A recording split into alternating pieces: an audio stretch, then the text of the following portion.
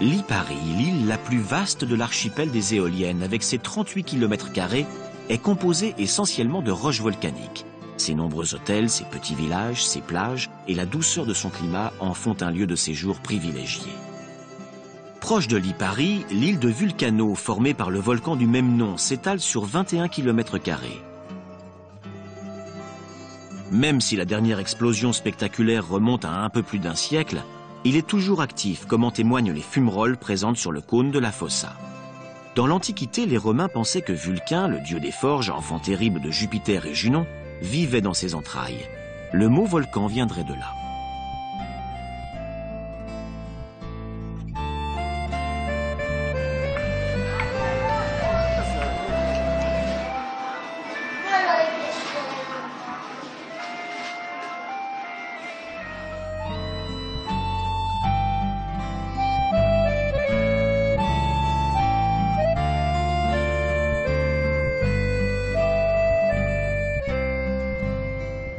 Les gisements de pierre ponce, pierre légère d'origine volcanique, s'étendent sur plus d'1/5 de la surface de l'île. Ils sont exploités à Caneto et Aquacalda. Lors de périodes beaucoup plus anciennes, Lipari était aussi un centre important de production d'obsidienne, cette roche noire vitreuse, qui contraste avec la blancheur de la ponce. D'une superficie de 12 km², l'île de Stromboli abrite 2 villages. Ginostra au sud-ouest, accessible que par la mer, et Villaggio Stromboli, le plus important sur la côte est.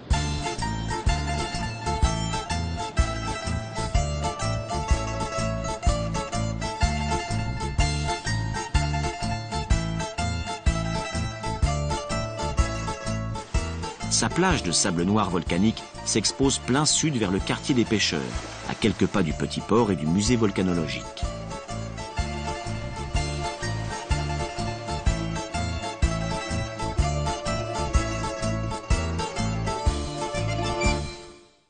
Le Strombolocchio, un rocher gigantesque de 43 mètres de haut, tel un château médiéval, se dresse du fond de la mer non loin de Stromboli.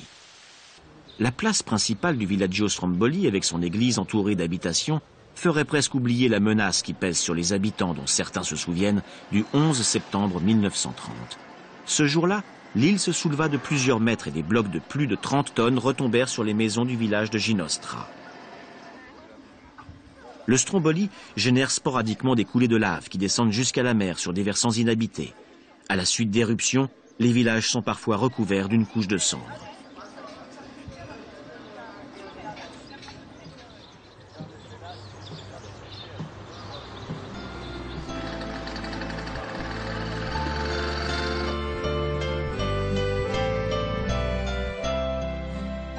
La population de 300 personnes en hiver passe en été à plusieurs milliers.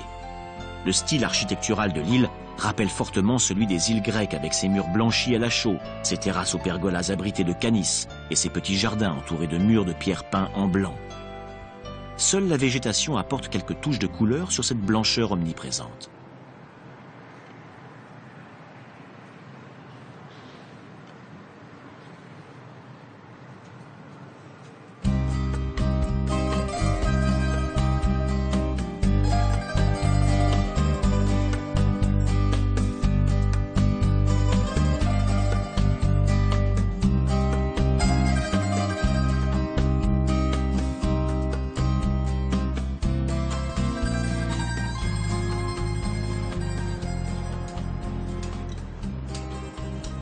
Tano Russo habite dans l'île depuis longtemps. Il construit des maisons et bien sûr il a construit la sienne. Mais sa vraie spécialité, sculpter la lave. Une occupation qui lui assure un complément de revenus grâce aux achats des touristes qui viennent quotidiennement par bateau en été.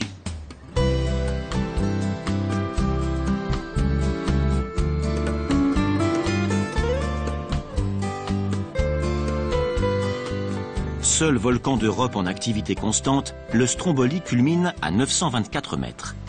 Du cratère montent des jets incandescents de 100 à 200 mètres de haut qui dévalent les pentes avant de se jeter dans la mer.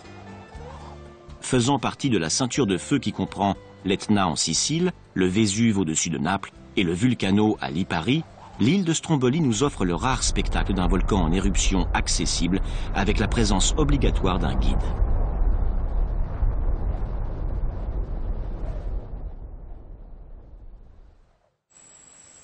Au nord de la Calabre, à l'est de la ville de Cosenza, la forêt de la Silla aux essences variées est protégée en tant que parc national. À 1230 mètres d'altitude, s'étend sur 13 km le lac Chechita, le plus grand lac artificiel de la région. Avec d'immenses hêtres, des chênes et des pins, c'est un lieu enchanteur.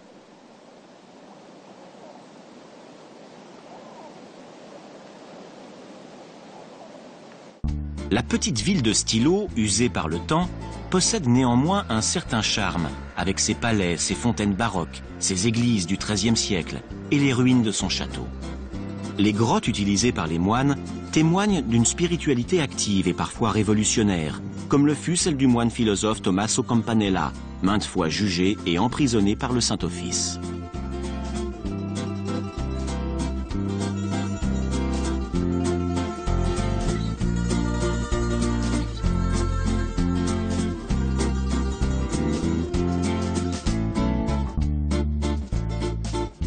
Perdue dans la montagne, la Cattolica, âgée de 9 siècles, unique église byzantine dans cet état de conservation, accueille 70 000 visiteurs par an.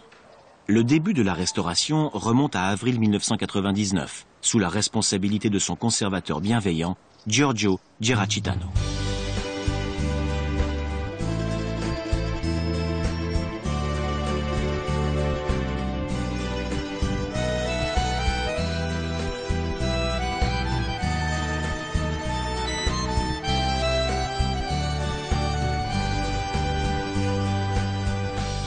Dans la province du Basilicate, la ville de Matera se situe dans une zone de relief bouleversée. Une ceinture calcaire d'une puissance de 400 mètres, dominée par un plateau argileux, surplombe une profonde vallée et 2 dépressions naturelles. Les sassis, ensemble d'habitations troglodytes, ont été creusés sur ces pentes. Matera mélange depuis des siècles son histoire à celle des sassis. Dès le néolithique, des grottes sont aménagées dans ce relief karstique malléable par des populations chassées du littoral. Entre le 8e et le 13e siècle, ce sont les moines byzantins, fuyant la fureur iconoclaste de l'Empire d'Orient, qui viennent s'installer dans cet endroit isolé. Ils développent dans toute la région, mais aussi dans la Pouille voisine, une architecture souterraine dont Matera est le meilleur exemple. Aujourd'hui, plus de 150 églises, toutes décorées de fresques souvent difficiles d'accès, sont dispersées dans le territoire entre la campagne de Matera et les Sassi. Ici, l'église San Giovanni in Monterone.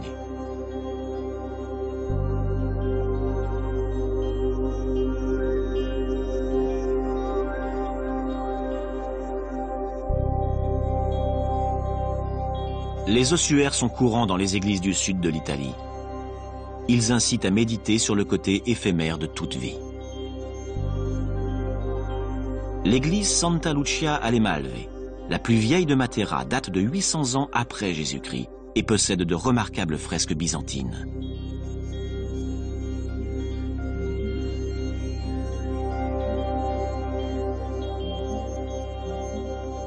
La Madonna avec l'enfant, Saint Michel,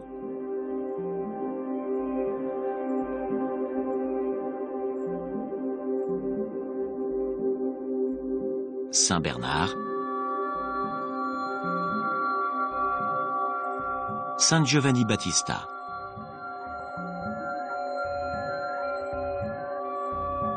La coupole avec une croix latine incrustée.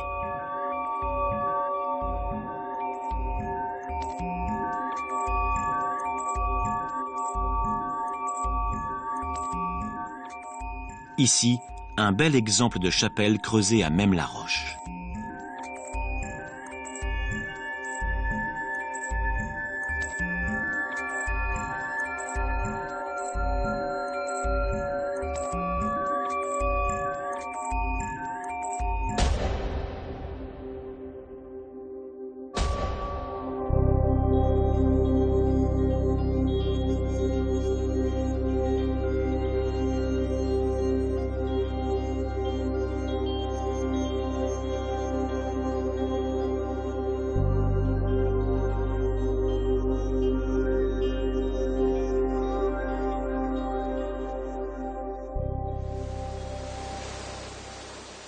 La Pouille s'étend le long de la côte adriatique. offrant des plages de sable et des falaises découpées qui offrent de magnifiques panoramas.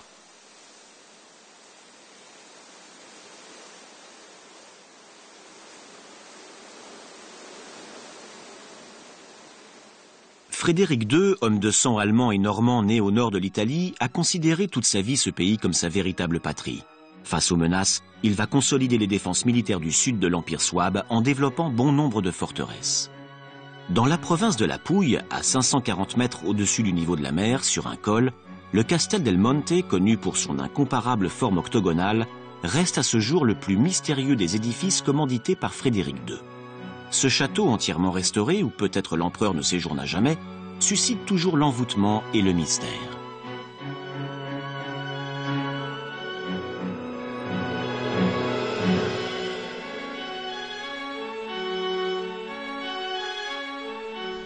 La ville de Monte Sant'Angelo s'est développée à partir du 5e siècle grâce au culte de l'archange Saint-Michel qui apparut, selon la légende, à l'intérieur d'une grotte. Au 5e siècle, l'évêque de Siponto fit construire une église tout près de la grotte, qui fut un sanctuaire lombard, puis l'avant-poste de l'église latine, et enfin le but des pèlerins et des croisés. Le château de Monte Sant'Angelo, situé sur la zone nord-ouest de la ville, à quelques mètres du sanctuaire de l'archange Saint-Michel, fut construit en plusieurs étapes par les Normands, les Souabes et les Aragonais.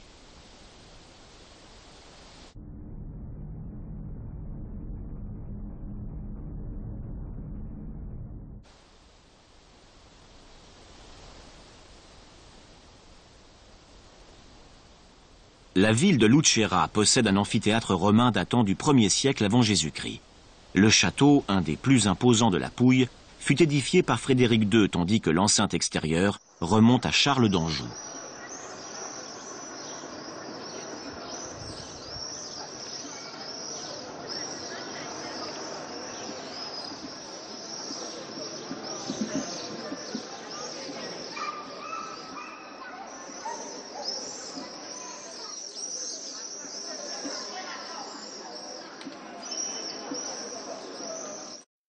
La cathédrale dédiée à Notre-Dame de l'Assomption, construite en forme de croix latine, est partagée en 3 nefs à arcades ogivales reposant sur des piliers rectangulaires. Charles II d'Anjou l'a érigée pour célébrer la défaite des Sarrasins du 14 août 1300.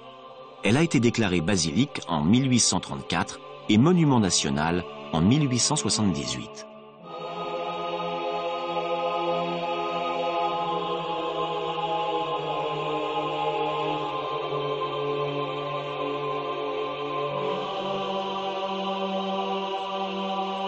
Ostuni, la ville blanche des Pouilles, est perchée sur 3 collines et sa blancheur lui donne l'aspect de village grec.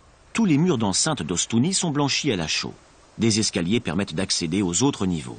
De sa hauteur, Ostuni domine une plaine où s'étendent des oliviers à perte de vue qui produisent une excellente huile d'olive.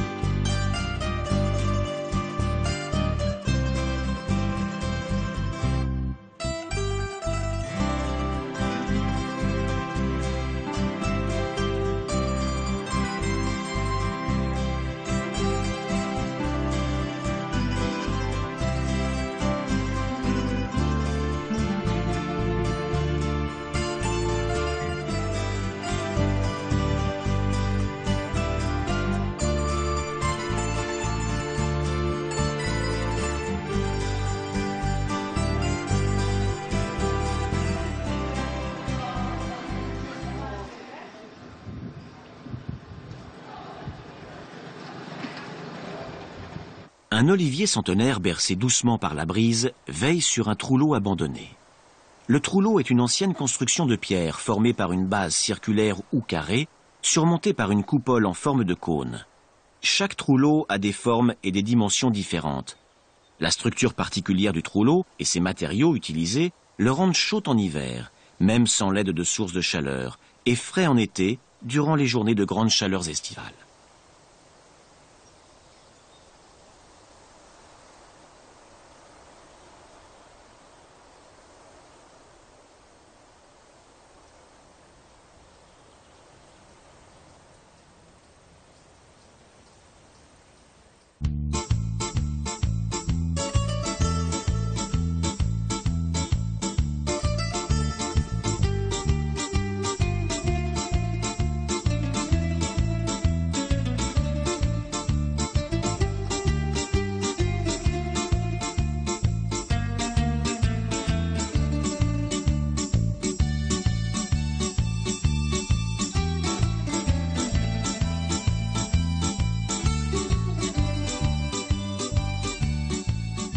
La ville d'Alberobello est universellement connue comme capitale des trulli. Ce sont des exemples remarquables de la construction sans mortier, une technique héritée de la préhistoire. Sur les sommets de chaque trou-l'eau se dressent des pinacles, petites sculptures en pierre blanchie à la chaux et travaillées à la main. Il exprime la richesse ou l'importance de la famille qu'abrite le trou-l'eau. Plus il est travaillé, plus il coûte cher.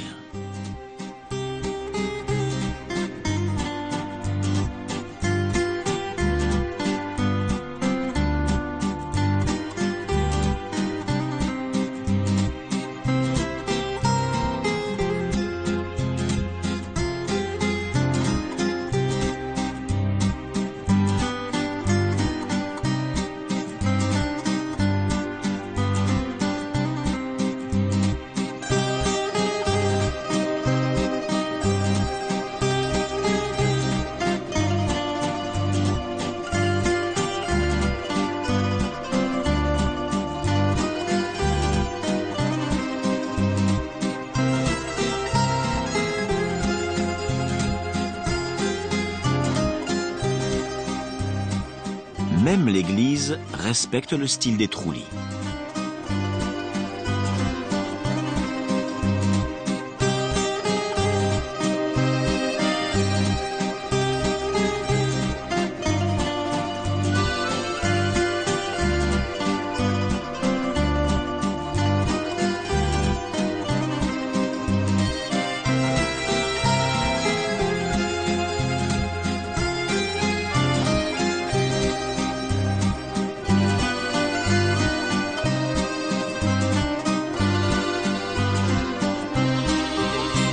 Liqueur de la ville, liqueur utilisée le jour du mariage, liqueur de l'amour et liqueur d'amande. La forme de leurs bouteilles rivalise d'originalité.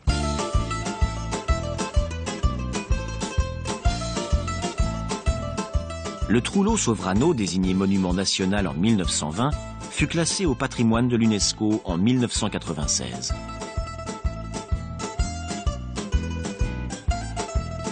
Construit en 1700 pour servir de séminaire, il devient au début du XXe siècle une habitation privée. Il appartient depuis à la même famille.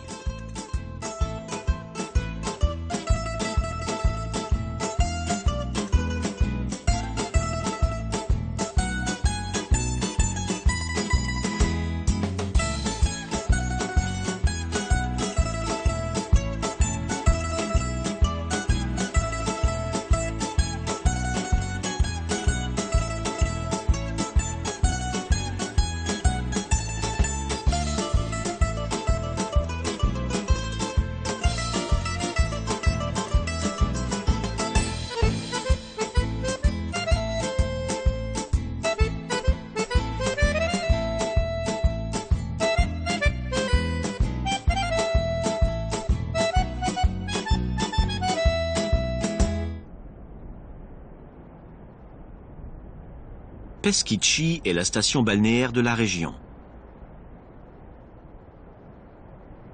Juchée sur un relief rocheux, elle tient bien serré ses maisons basses coiffées de petites coupoles.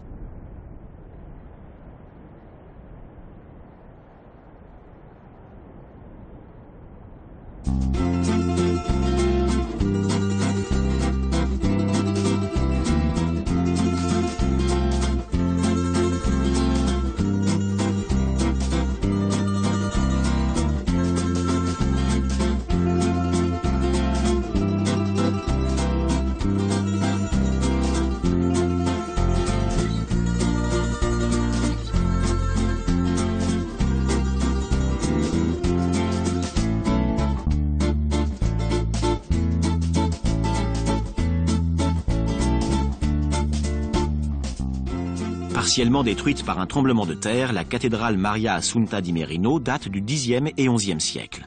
Le pape Célestin V a été nommé ici. La chapelle du XVe siècle est peinte par Genova Michele Monchelli.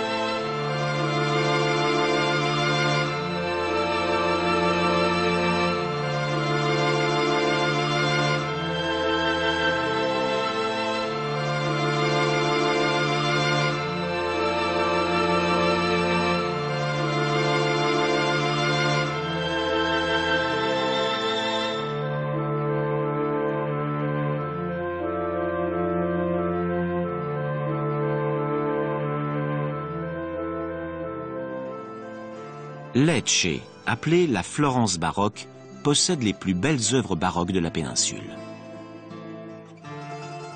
Piazza Duomo, le campanile, la cathédrale, le Palazzo Vescovile,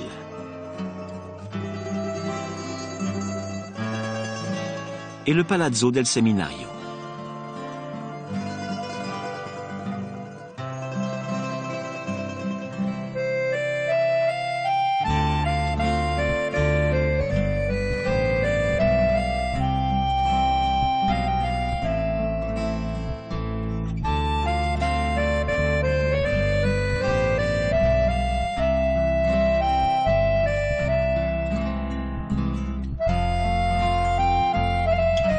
L'église San Matteo, le panthéon du baroque de Lecce, 1620.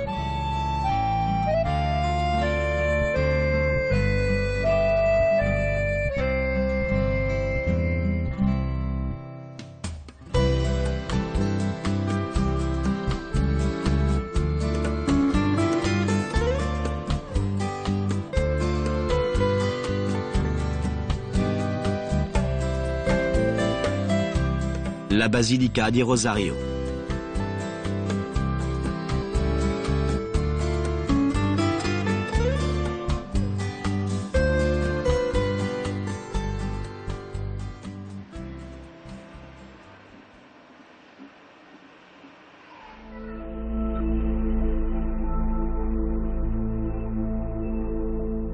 La basilique Santa Croce, construite en 1548, possède une façade très ouvragée due dans sa partie supérieure à l'architecte exubérant Giuseppe Zimballo. 5 rosaces, un balcon soutenu de personnages zoomorphes, pilastres, monumentales sculptures, frises font de cette basilique un chef-d'œuvre du baroque.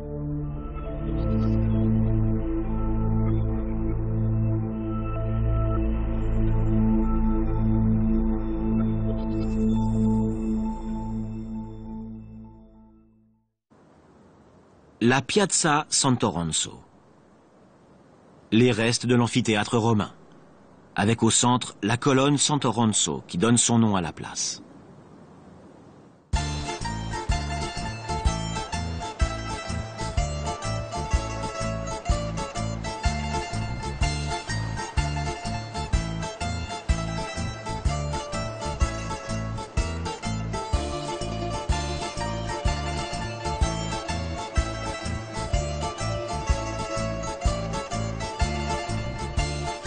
Carrefour des civilisations, la Sicile est d'abord peuplée vers la fin du Paléolithique de Sicanes, puis de Sicules qui les chassent au cours du 2e millénaire avant Jésus-Christ.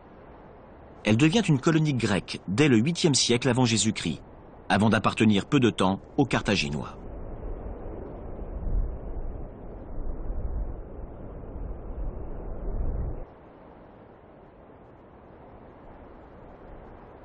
Plusieurs tyrans dominent la Sicile et une partie de l'Italie du Sud jusqu'en 212 avant Jésus-Christ, où Syracuse est prise par les Romains pendant 7 siècles, jusqu'à l'arrivée des Vandales et des Ostrogoths au 5e siècle.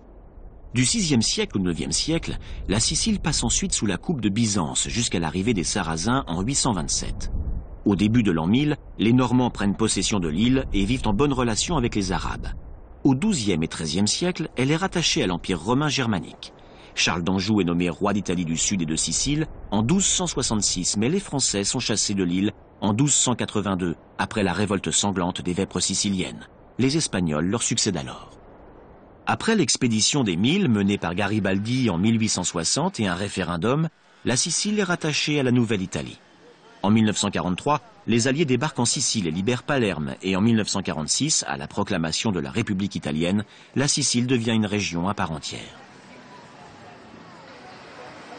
Palerme, avec ses 684 000 habitants, est le principal port et la capitale de la Sicile. Palerme est située au fond d'une baie fermée au nord par le Monte Pellegrino et au sud par le Cap Zafferano. La ville compte de nombreux musées et églises qui renferment de précieux chefs-d'œuvre. Étape incontournable, le marchand de glace le plus réputé depuis 1937, Gelateria Lucchese.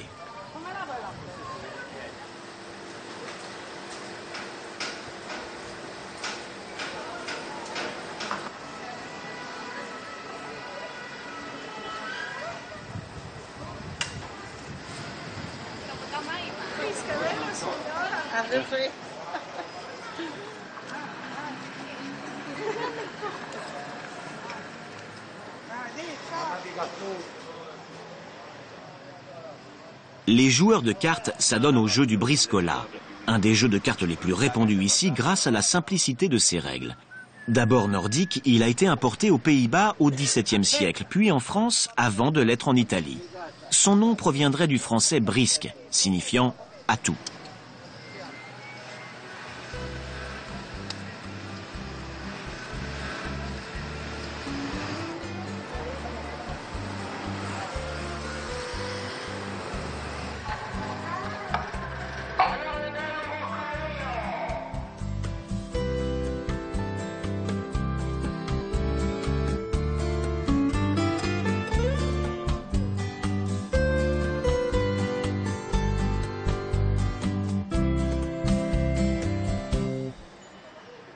Cette cathédrale arabo-normande, en style gothique catalan, contient les tombeaux royaux de Frédéric II de Souabe, Roger II, Constance d'Hauteville et Henri VI.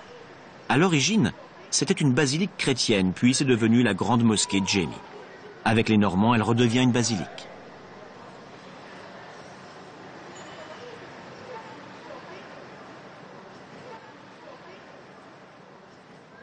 Le palais royal, ou palais des Normands, siège du Parlement sicilien depuis 1947, renferme une chapelle palatine richement décorée.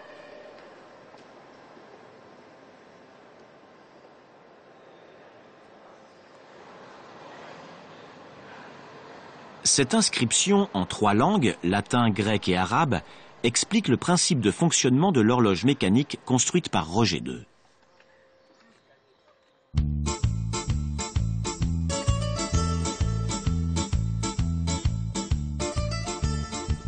Le jardin Garibaldi est renommé pour ses ficus magnolia les plus grands d'Europe et probablement les plus âgés, dépassant 1 siècle et demi.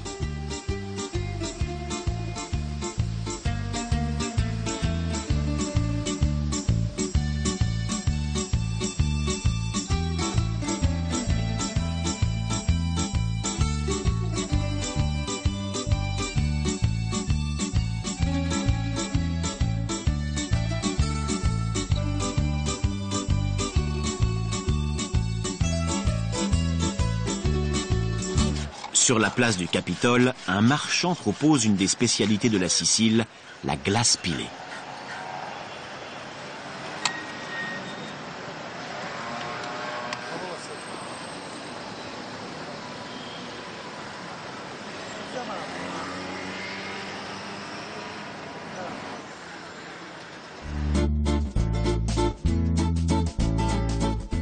À Palerme, les spectacles de marionnettes siciliennes font revivre les combats des chevaliers chrétiens contre les Sarrasins. Bons et mauvais sont aisément reconnaissables.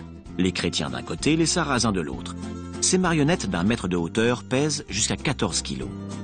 Le marionnettiste crée les personnages, les habille, invente les décors et s'occupe aussi de la mise en scène. Il prête sa voix aux personnages et se fait aider d'un assistant à qui il transmet son savoir en même temps.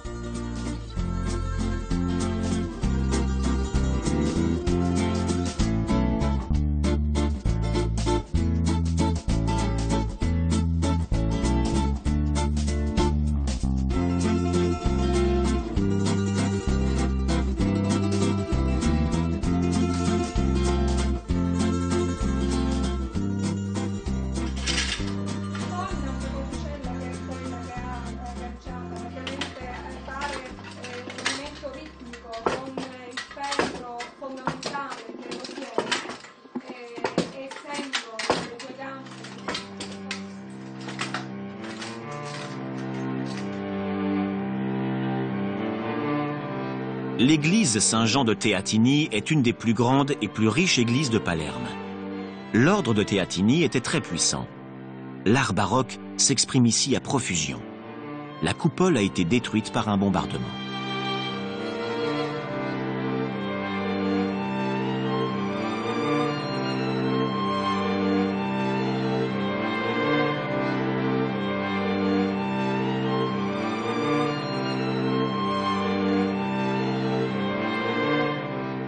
Les sculptures en marbre sont d'Ignazio Morabiti.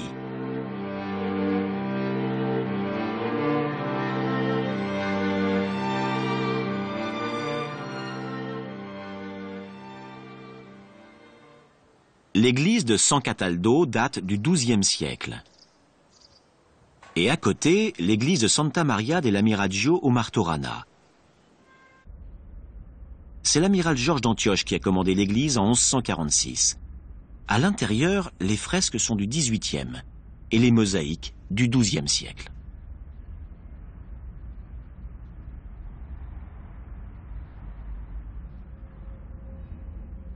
Toutes les colonnes sont de styles différents, marquant le changement de goût.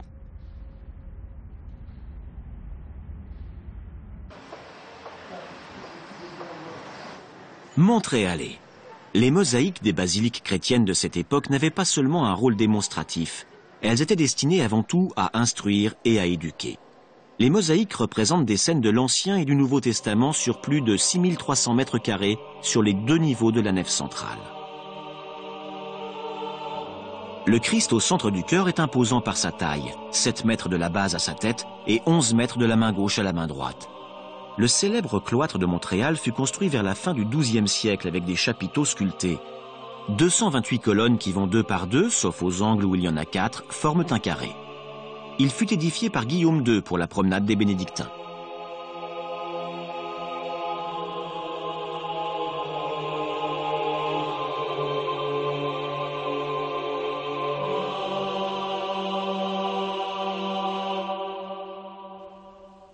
Agréable ville-jardin et ancien village de pêcheurs au fond d'une magnifique baie, Mondello est devenu l'une des plus importantes stations balnéaires de Sicile.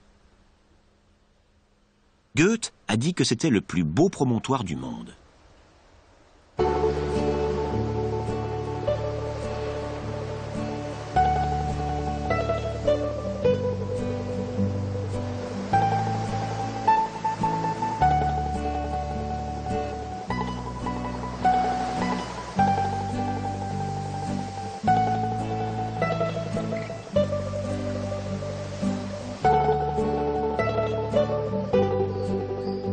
La ville de Cepalu est célèbre depuis l'Antiquité par son abondance d'eau douce et ses fortifications. C'est l'époque normande qui fut une période d'or, et chaque monument raconte le rôle que Cepalu a exercé pendant des siècles. L'eau coule toujours dans ce lavoir médiéval construit par les Arabes.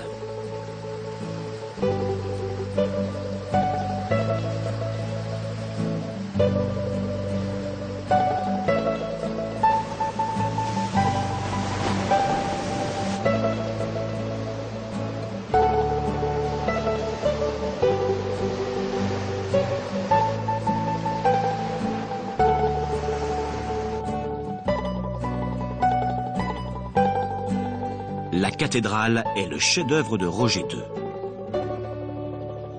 Fondée en 1131 par le roi des Normands, elle fut réalisée par des architectes et des ouvriers d'obédience musulmane, qui s'étaient développés dans le cadre de la culture fatimide. La ville d'Erice doit son nom à la déesse de l'amour et de la fécondité des Sicanes, nommée Eryx.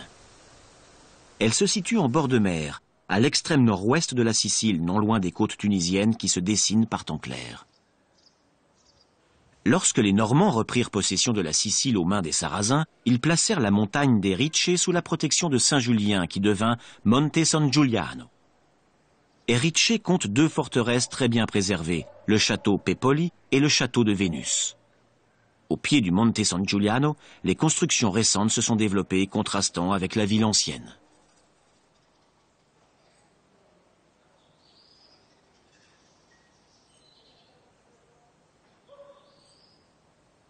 L'histoire d'Enna comme ville défensive semble évidente par l'architecture du Castello di Lombardia. Aujourd'hui reconvertie en théâtre d'été, cette forteresse reste un témoin des guerres, des combats et des invasions qui eurent lieu ici. Enna, c'est aussi la légende de Proserpine. Proserpine, fille de Déméter, fut enlevée par Pluton, frère de Zeus. Épris par sa beauté, il voulait en faire la reine des enfers. Finalement, devant le trône de Zeus, Pluton réussit à admettre que Proserpine passerait 4 mois avec lui au royaume des dieux et le reste de l'année sur Terre. L'exploitation de la campagne à la période romaine est symbolisée par la villa, centre du grand domaine sur lequel était fondée l'économie rurale de l'Empire d'Occident. Datant du IIIe siècle, la villa romaine du Casale est l'un des exemples les plus luxueux, remarquables par la richesse et la qualité des mosaïques qui décorent chaque pièce. Elles sont les plus belles encore en place dans tout le monde romain.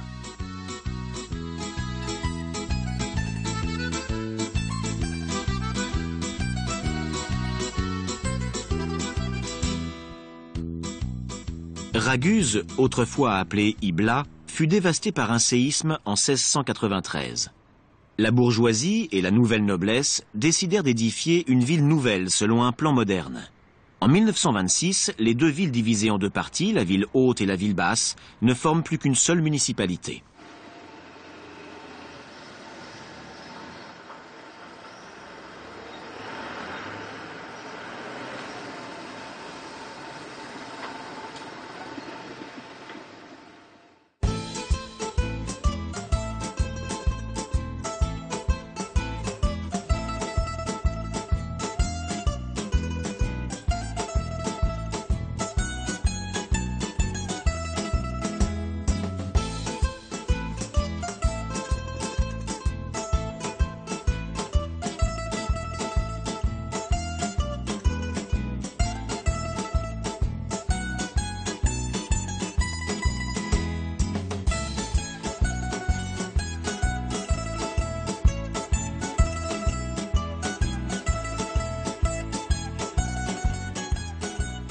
De style baroque sicilien, la cathédrale San Giorgio à Modica date du XVIIIe siècle.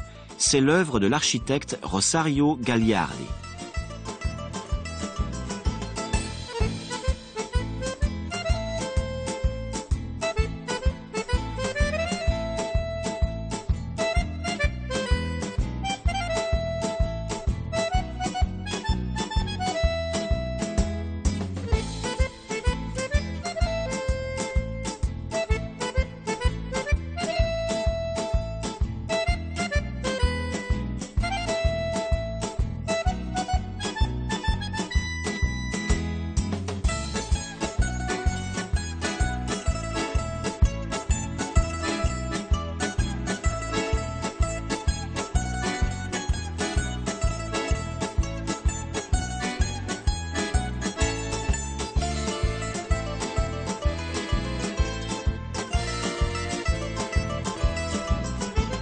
Syracuse, principale ville de la province de Syracuse, fut fondée au 8e siècle avant Jésus-Christ par des colons grecs venant de Corinthe.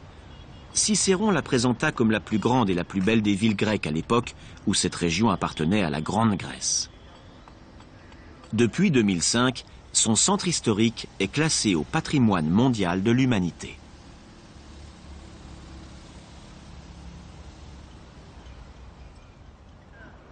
La Syracuse historique offre un témoignage unique du développement de la civilisation méditerranéenne sur 3 millénaires. L'île d'Ortigia, avec ses édifices baroques, est reliée par 3 ponts à Syracuse.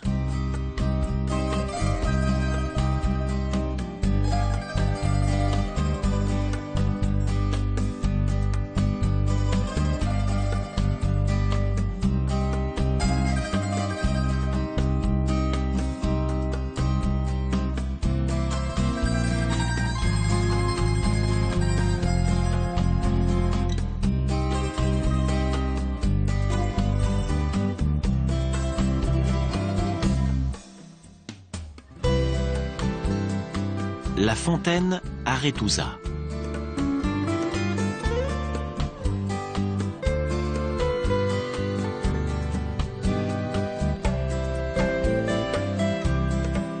La place principale d'Ortigia.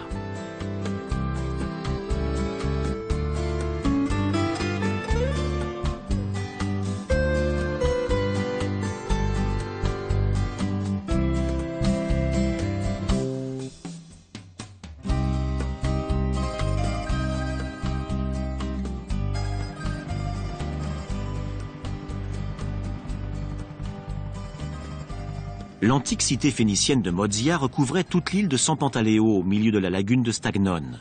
Elle a été fondée au 8e siècle avant Jésus-Christ. Le Coton, un bassin artificiel de forme rectangulaire relié à la haute mer par un canal, servait aux Carthaginois probablement de port pour les embarcations légères. Il date de la deuxième moitié du 6e siècle avant Jésus-Christ. Les bateaux qui rentraient ne devaient pas avoir plus de 19 mètres de long et 1 mètre de jauge. Palazzolo Acréide, ville fondée en 664 avant Jésus-Christ par les Syracusains, fut détruite par les Arabes. Elle fait partie des villes baroques siciliennes classées par l'UNESCO. Ségeste fut fondée par le peuple des Élimes. Les habitants y ont construit un temple au 5e siècle avant Jésus-Christ et un théâtre au 3e siècle avant Jésus-Christ. En moins 409, la cité s'allie avec les Carthaginois pour vaincre la cité rivale de Sélinonte. Elle fut détruite par les Vandales au 5e siècle. Sélinonte, fondée au 7e siècle avant Jésus-Christ par des colons de Mégare, elle connaît un siècle plus tard un essor remarquable qui trouve son reflet dans un urbanisme systématique et son expression monumentale dans la construction de grands temples. Agrigente occupe une position stratégique au centre de l'île et face à Carthage. Elle est l'œil de la Sicile. Cette position va lui valoir une histoire riche et mouvementée. Le temple de Junon contient 25 colonnes encore debout grâce à une restauration romaine. 9 autres sont mutilées.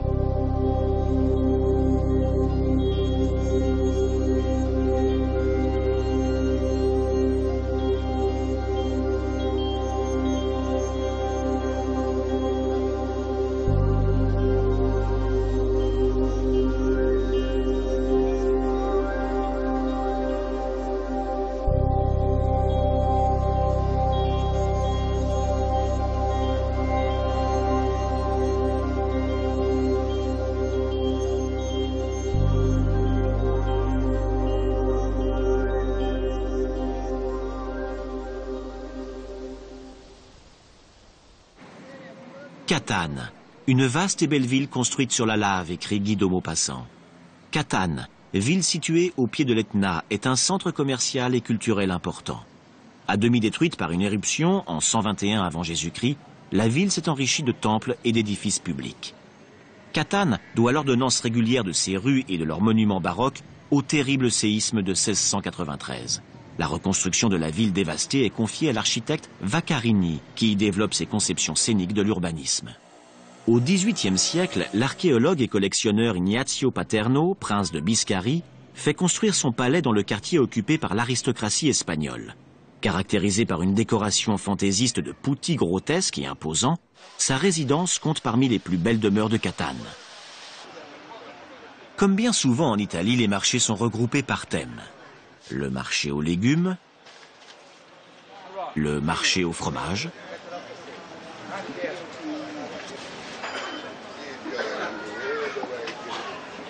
le coin des bouchers,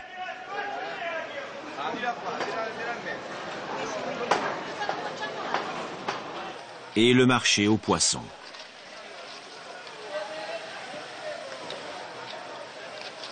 C'est aussi l'occasion de bavarder.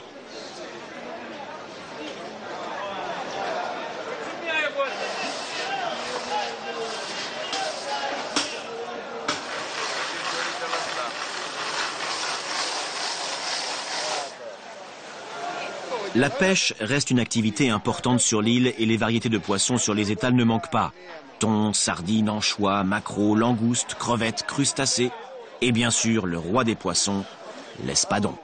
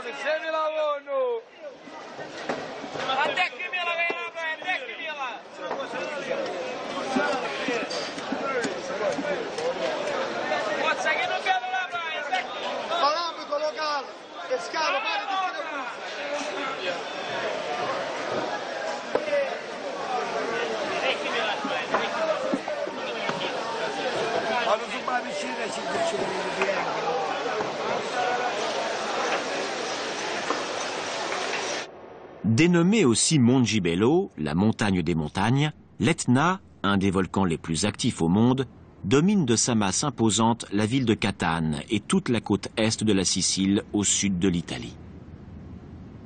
Avec ses 45 km de diamètre à sa base, il culmine actuellement à 3345 mètres d'altitude.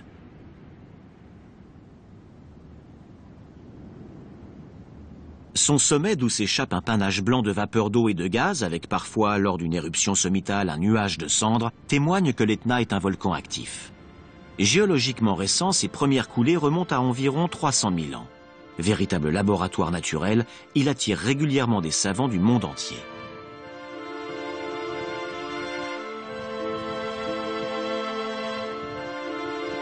Certaines de ces coulées furent parfois destructrices pour les villages malchanceux situés au pied, ce qui a amené les autorités, seules autorisées à le faire, à tenter plusieurs expériences de détournement lors d'éruptions importantes.